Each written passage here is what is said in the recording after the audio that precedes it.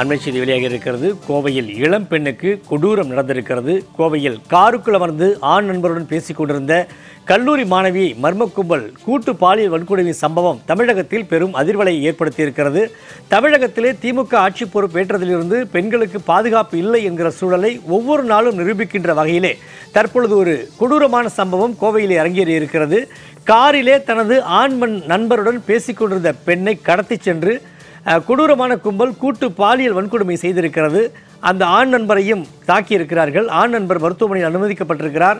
அந்த பெண்ணும் மருத்துவமனையில் அனுமதிக்கப்பட்டு சிகிச்சை பெற்று வருகிறது.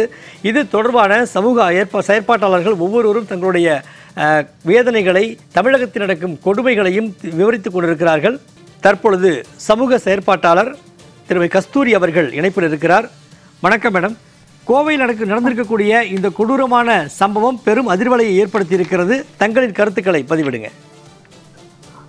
வணக்கம். இன்னைக்கு இந்த கூட்டு பாலியல் வன்முறை செய்தியை பார்த்து ரொம்ப அதிர்ச்சியும் மன வருத்தத்தையும் அடையிறேன்.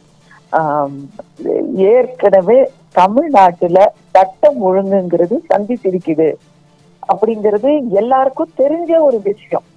அப்படி இருக்கும் பொழுது அது ஒரு ஏர்போர்ட்டுக்கு பின்னாடி அந்த ஏரியா கோயம்புத்தூர்ல எனக்கு தெரியும்.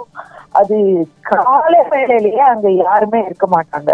ராத்திரியில சுத்தமா யாருமே இருக்க மாட்டாங்க.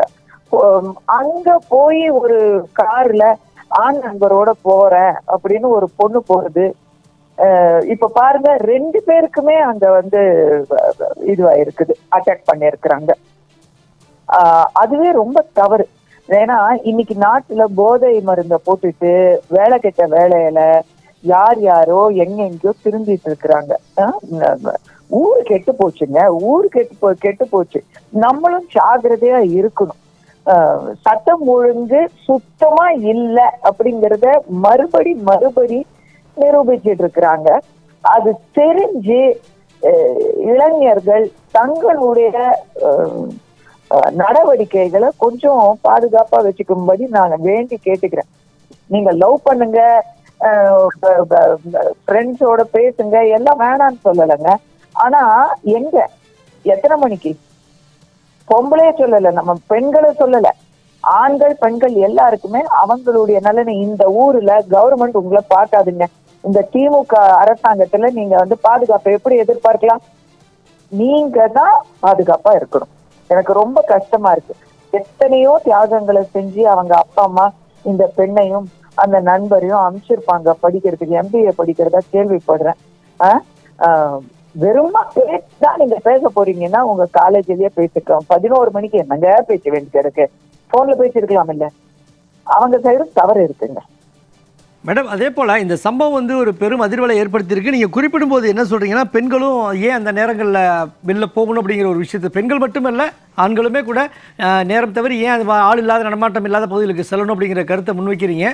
பட் இவ்வளோ பெரிய தவறு நடந்திருக்கு. தமிழக அரசு பொறுப்பேற்று காவல்துறையினுடைய நடவடிக்கை குறித்து அது சம்பந்தப்பட்டவர்களை இன்னும் தேடிதான் வருகிறார்கள், இன்னும் கைது செய்யப்படவில்லை. அது குறித்து உங்களுடைய கருத்துக்களை சொல்லுங்கள். இல்ல, அதெல்லாம் எப்படிங்க கண்டுபிடிப்பாங்க? அண்ணா யூனிவர்சிட்டிலேயே இன்னும் யார் அந்த கண்டுபிடிக்கல. அது நான் எதிர்பார்க்கிறேங்க. கோயம்புத்தூர் போலீஸ் 7 தனிப்படை அமைச்சு இந்த 3 பேரை தேடுறதா செய்தி படிக்கிறேன்.